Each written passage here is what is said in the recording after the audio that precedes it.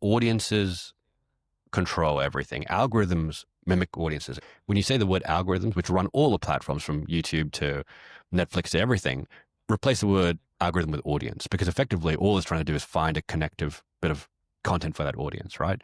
So if you understand an audience, you'll crack the algorithms. Why do your audience do what they do? Why do they think the way they think? Because if you understand why someone likes content, not just from where they live and who they are point of view, but what kind of people they are and what drives them, you can ultimately understand how to create true value.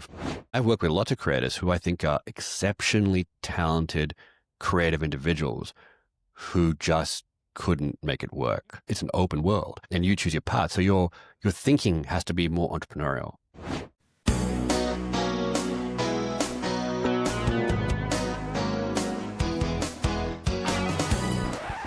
Welcome to the podcast, Fred. Good to be here. Thank you for having me. You're the co-founder and head of strategy at Changer Studios, and I love your mission. You are on a mission to build sustainable careers and booming businesses in the new media landscape. We have a lot in common. I mean, you've been at this for quite a while, since 2012, and you've been running workshops all over the world. I think 670 workshops, 44 countries, over 19,000 attendees. Plus, you've just joined up with Tropfest. So I really want to do a bit of a mini masterclass with you today and get under the bonnet of what you're teaching people and what information you think is most important as we expand and transition into this new media era. Sounds good. Let's start big picture.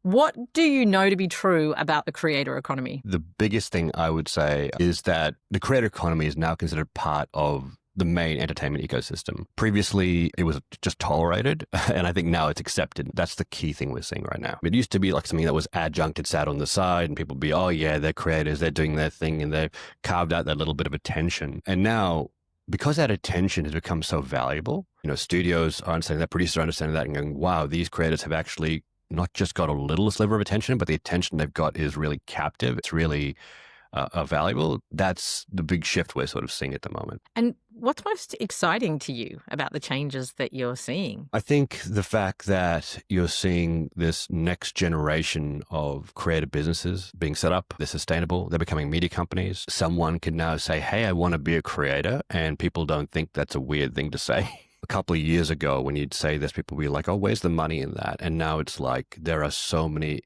diverse and exciting business models around it. I want to talk about those business models, but I also think you're clocking a really interesting change there. I remember, maybe 7 or 8 years ago, there was this shocking statistic that went round that sent a chill to every parent's heart, saying that 9 out of 10 kids no longer wanted to be a doctor or a lawyer. They now wanted to be a YouTuber.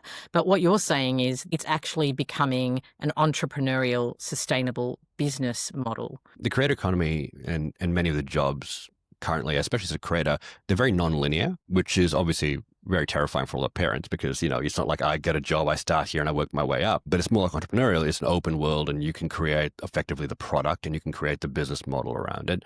And you can do that. And helping people build those models is really at the heart of what you guys are doing. Let's start at the beginning though. If you want to create a sustainable business in the new media landscape, where do you even start? It actually does start with a content strategy. 5-6 years ago, when the business model was still very small, people would come to us saying, hey, we want to be great content creators. And, you help them with the content models and the content strategies and the audience strategies. And now, because everyone's very excited about it being a business, they're like, oh, I'm a content creator, but let me think about the business first. And then they're like, no. Fundamentally, you need a good content strategy. You need a good audience strategy before you can build a, revenue and scaling strategy for your business. Once you have that in place, that's your leverage to build something bigger on top of that. So how do you do that?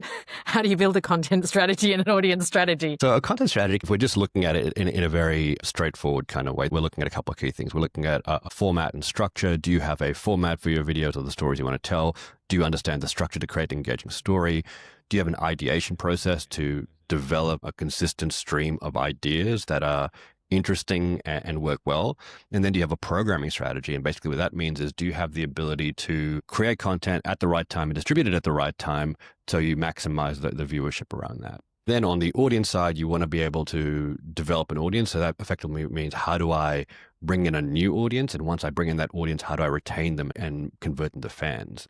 Okay, so you've got great content that is engaging, that has craft to it essentially, and craft that works on YouTube, which is different from television. Yeah, there are distinct ways in which you get attention and keep people's attention on short form platforms. But fundamentally, I think one thing that has become very evident is the fundamental elements of story and engagement do cross over quite well. If you can tell a good story, if you can capture people's attention, humans are humans, right? And if you understand that fundamentally, I think you can be a really good creator and your content has more longevity because of those fundamentals. When you're talking about engagement, that is that element of building community. You can't post and ghost. You've got to find a way to have a direct relationship with the community that you're building around the content.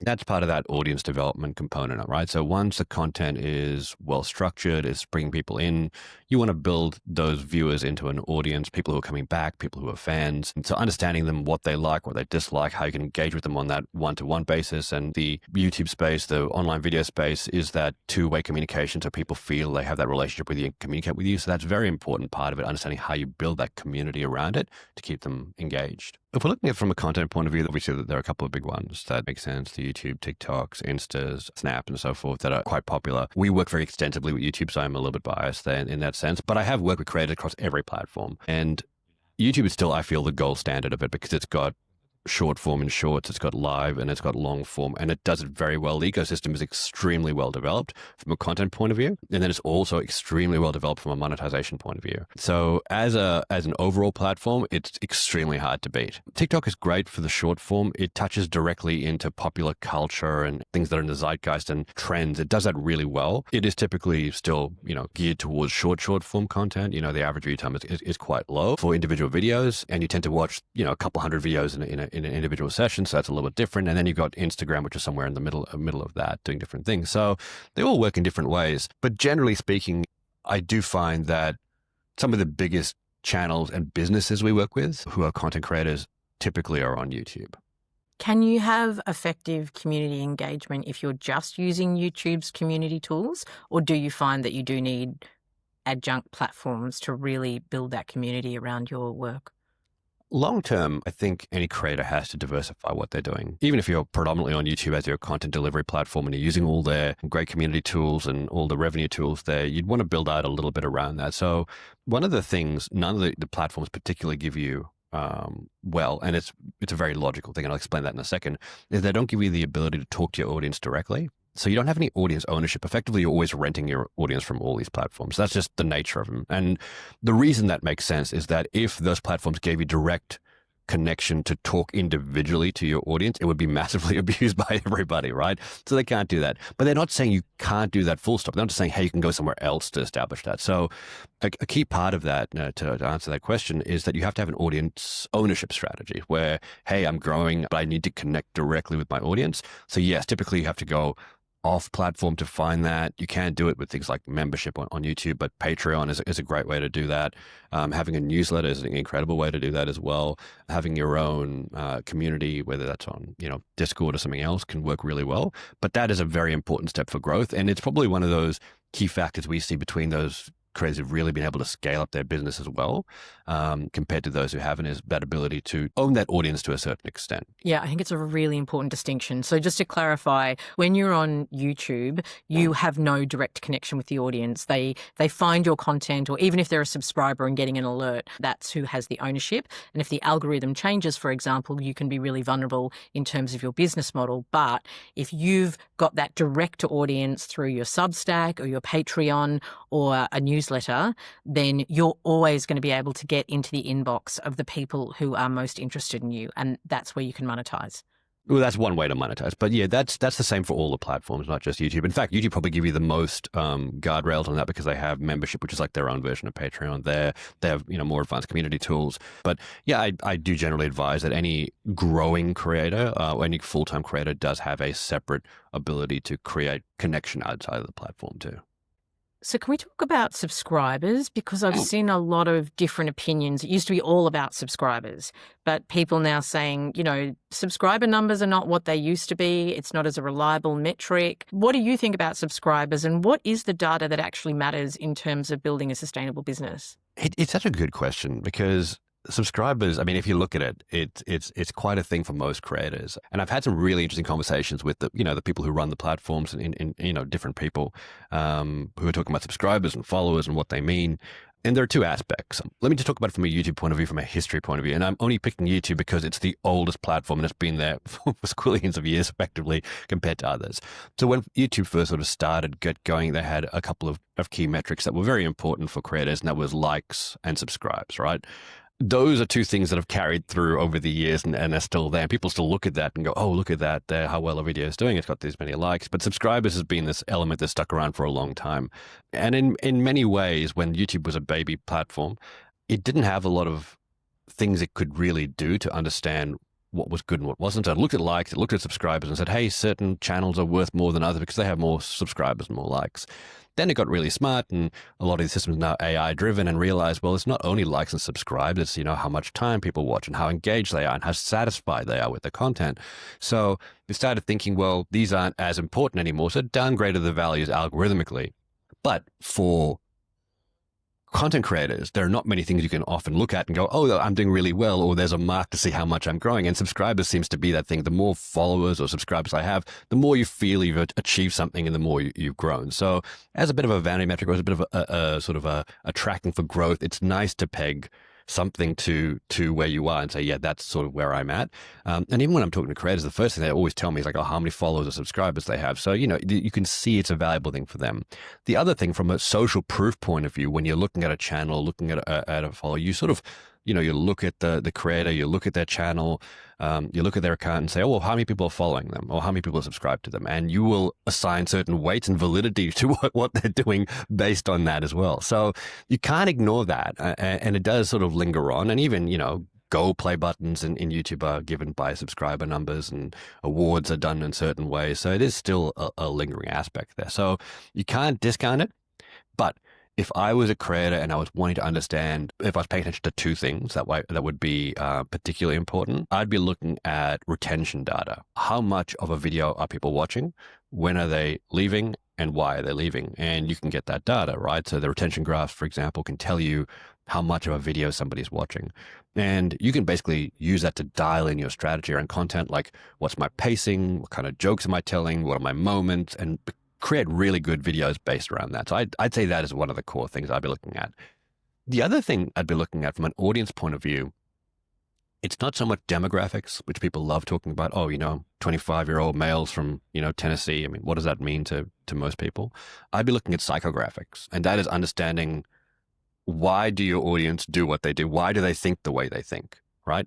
Because if you understand why someone likes content, not just from a where they live and who they are point of view, but what kind of people they are and what drives them, you can ultimately understand how to create true value for the audience. I feel like the best creators that I work with are really tuned into that. And there's no set analytic that says, oh, these are the psychographics of the audience. Often you have to look at that in different ways. And that comes from things like the comments you see. It comes from having things like a community or community chat. We can see them discussing and seeing what's important for you. You can go onto things like Discord and see that. Reddit is an interesting area to see those elements too. And then there's also this new generation of AI where you can actually talk to AI and get, deep research on certain areas to really understand what drives certain people. If you understand those two things, you can create true value. And when you're able to do that, you can build an incredibly good channel. It's understanding what you're doing in terms of a story element, and then reading the data in reference to your intention and going, that's working for them psychographically. Exactly right. I mean, there was a creator we were working with recently, and they created certain characters in their content. Now, if you look at the analytics, it doesn't tell you that, oh, these people like this particular character necessarily. It's quite hard to understand that, but they surveyed their audience, which is something you can do as well. And I always recommend you survey them in multiple ways to get some good data out of that. They found that one of the great points of interest was the characters they created, particularly one or two characters and their interactions, because they could relate. A big part of the audience could relate very clearly to those characters they created. So they knew that that's where they were creating a lot of value. Those are the kind of things you'd want to dive down into, rather than saying, oh, males 25 from this area, 25 to 45-year-olds from this area. That's not as useful in building it out. Once you understand those intents, and then you can align that up with the data you're getting across the rest of the channel, across retention, you can create some very, very valuable content. It's unbelievable to have that amount of data, because in the sort of legacy media, established media system, you don't get any of that. So you don't know, they're really loving that. The rate in which you can read and respond to that. Like when I did an interview with Lilydale Films, third episode into a series that they were creating, and there was a queer character, and they saw as soon as that queer character came in, their views just went through the roof. And combining that with the comments, they understood that they'd tapped into a market that was really underserved. And then they could lean into that character and their storylines to build their successful series. Absolutely. Like it happened time and time again, when creators are trying to really understand what it is the audience take away. One was when they were bringing their partner into the videos, people thought, they just think they like their partner, or the partner was really attractive. But it really came down to the fact that they loved the dynamic between the two of them. They loved seeing that.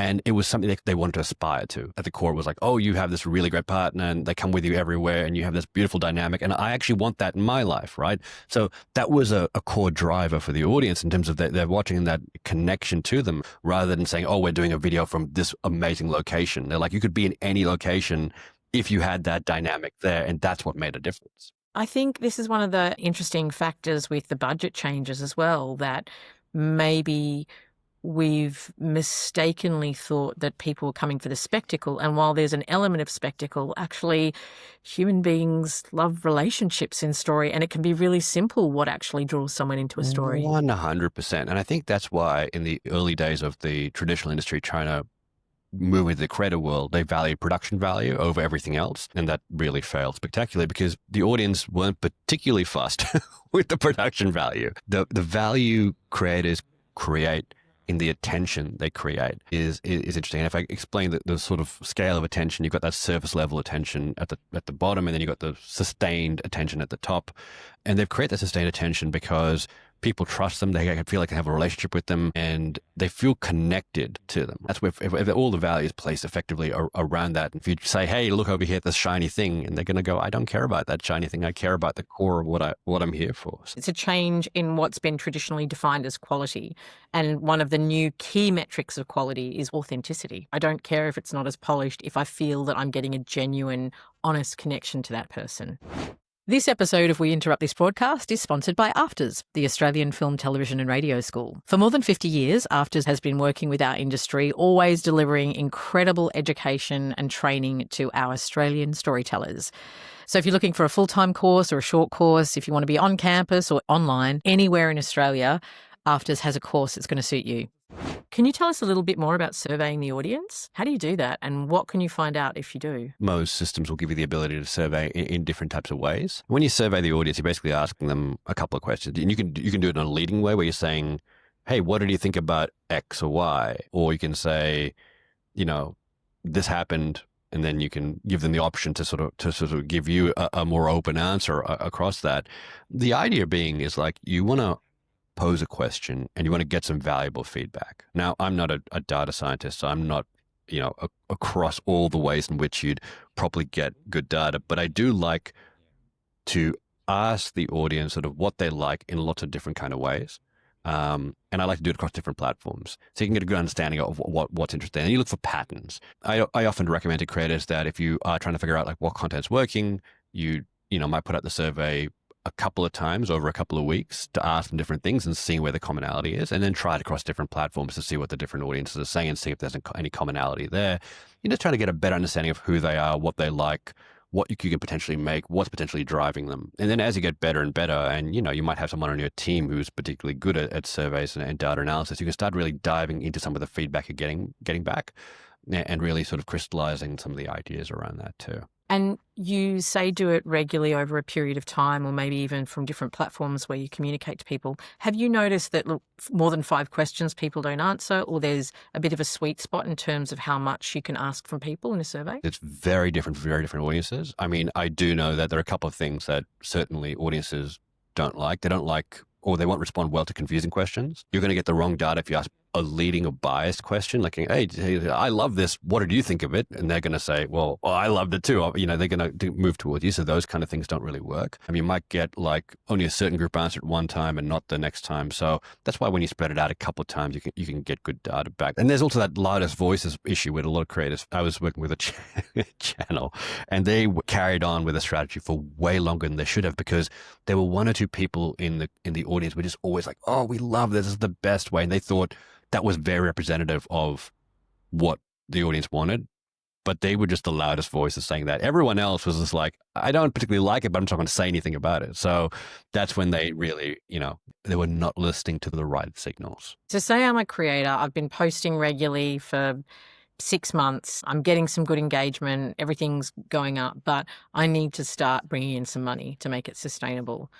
Where do I start in that journey? The good thing is, for 6 months of posting regular consistency, you're probably going to have some fairly decent data to know what's working and what's not working. So your content will hopefully be on a good trajectory. If you've been inconsistent, if you're on and off and you're not doing particularly well, or you don't even know what you're doing, then I'd say regulate your strategy first. Ensure your strategy is consistent. Ultimately, consistency equals connection, so audiences know what to expect. And then you can start building a revenue strategy around that. Now, if you're on a platform like YouTube, once you pass those certain markers for viewership and subscribership, whether you're doing long form or short form, and there are lots of little intricate bits around this, you can activate or get access to the partner program, which then lets you activate certain elements around monetization, usually starting with things like, ads, and then you can work your way up across all the different things you can do around there. They're not going to change your life because it's not a lot of money typically. As you grow, it can become quite substantial, and it can be a very valuable source of revenue.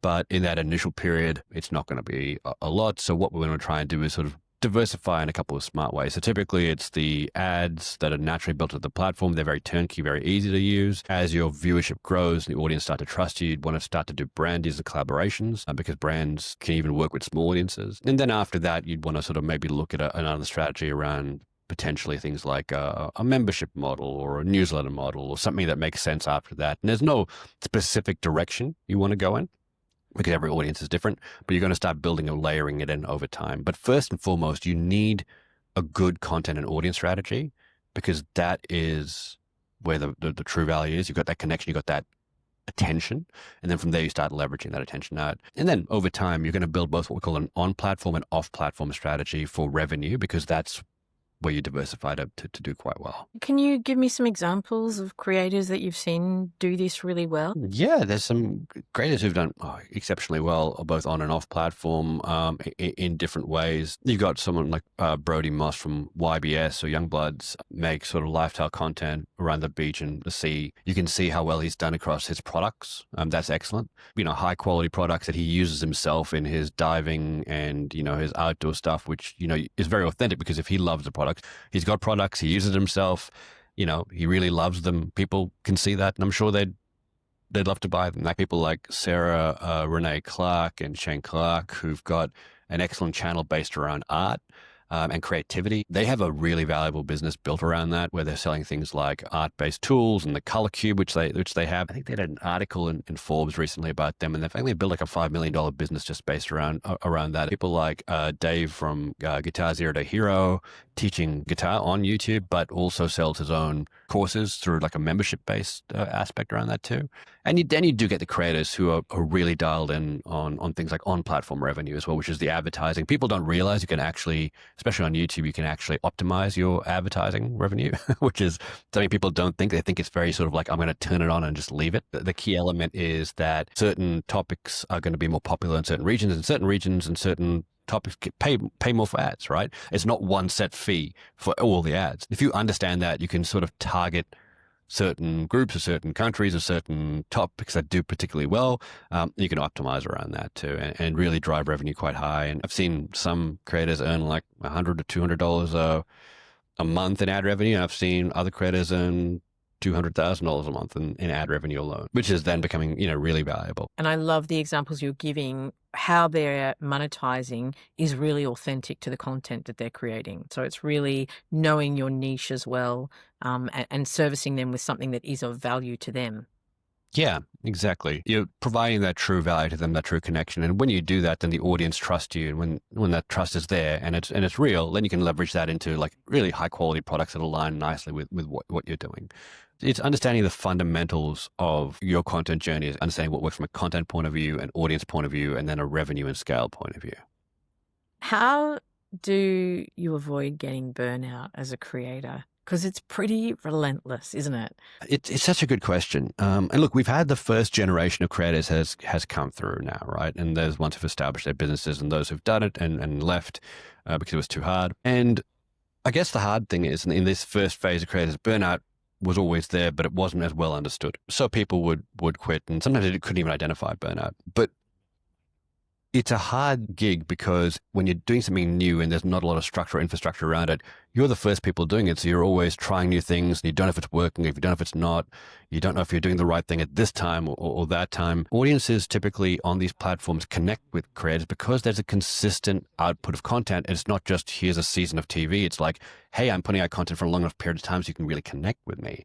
That can be quite hard. And you feel personally responsible for that. There are a couple of things around it that you've got to do. And the first one is awareness, right? Most people don't realize they're well into burnout until they're really well into burnout. And by that point, it's sort of difficult to pedal backwards. The other thing is because you're doing it yourself and there's no support network when you're in a burnout phase, it's hard to understand who to turn to and who to work with. The audience, when they've connected with you properly, realize that you might want to take a break. And if you communicate with them and you tell them what's happening, it's like, hey, I've got to go. I'm going on holiday for a couple of weeks. I won't have much content. That's cool. Todd Bupre, who's the head of the algorithm team for YouTube, actually said that they looked at data when a creator said, hey, I'm going on a holiday, or they come back and see what they look like. And data showed there wasn't any massive drop off. The issue comes when you suddenly disappear and no one knows what's happened. It's a particular issue on ultra short form platforms where TikTok, where there's just so much content that, if you're not away for a month and they don't know what's happening, sometimes it's hard to bounce back.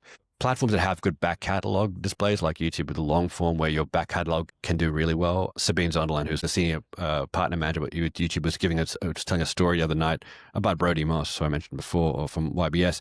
He got hurt in the ocean. I think a fish bit his finger and he couldn't make content for a little while. But she pointed out that because his back catalog was so strong, right, it kept serving content out and it did sort of really well over time anyway. But it's just about having that support structure and that awareness around it too. And there's a lady I met the other night who's doing a PhD in creator health, which was really interesting because it's become a big thing now. At its core, you've got to realize you're a human. You need to take a break. You can take a break, build a support system around you and talk to your audience. And if you do that, that's the best thing you can do.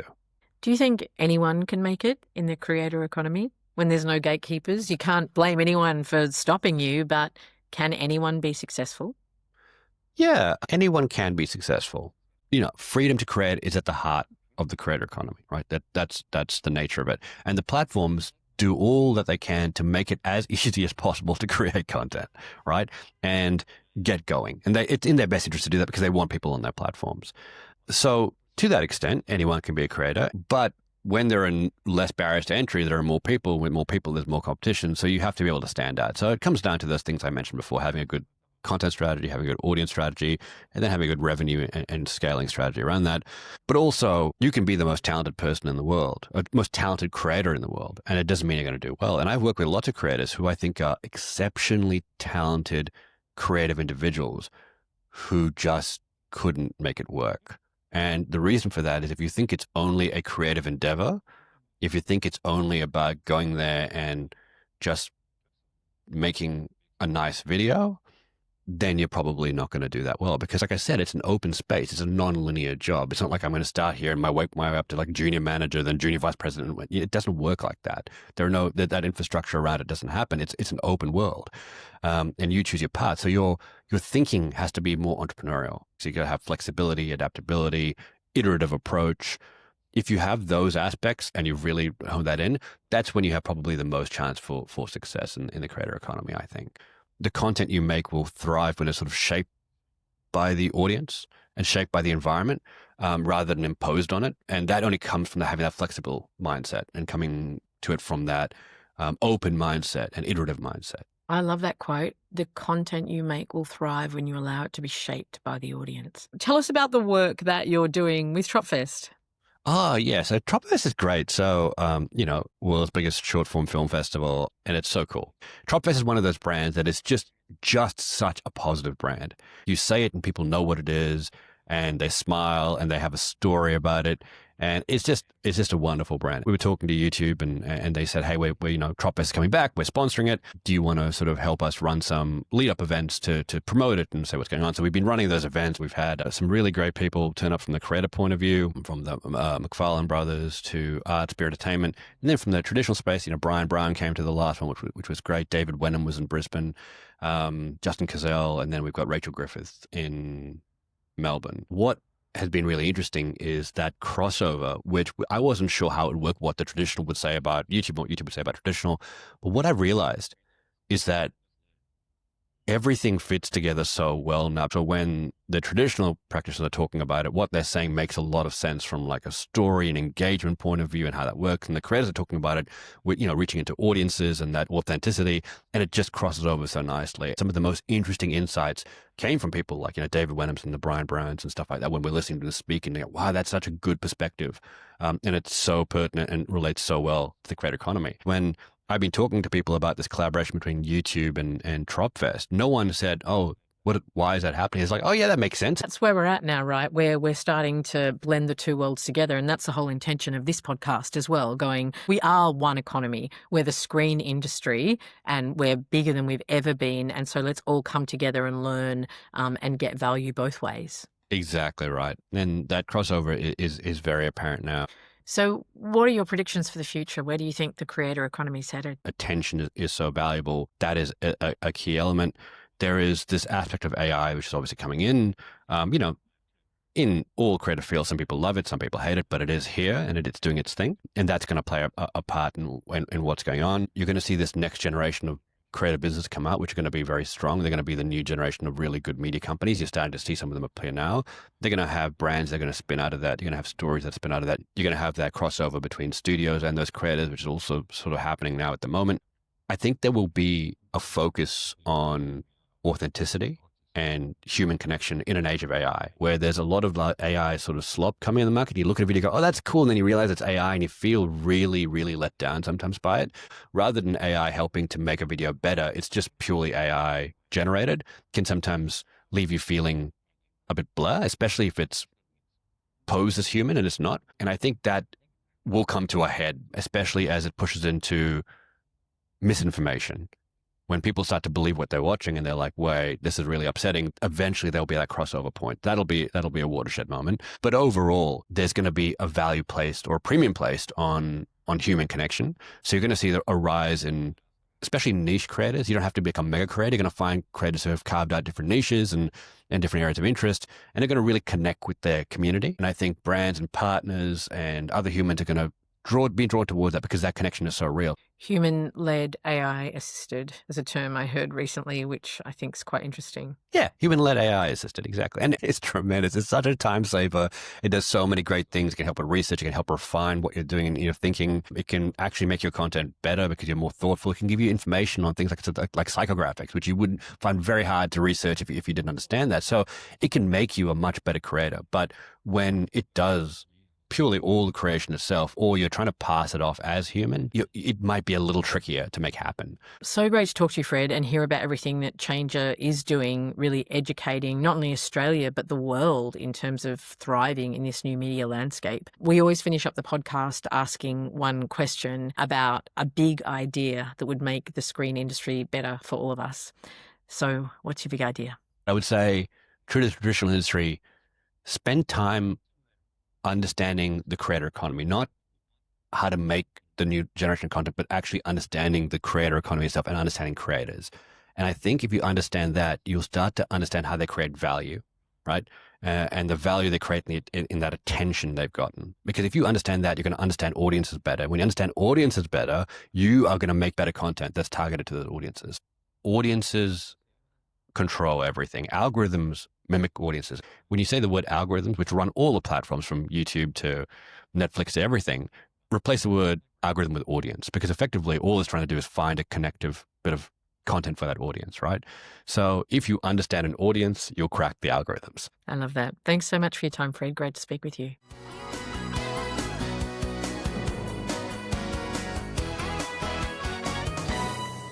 We Interrupt This broadcast is recorded on the unceded lands of the Bunurong people of the Kulin Nation and the Kaurna people of the Adelaide Plains, and we acknowledge them as the traditional custodians and first storytellers of these regions. Always was, always will be.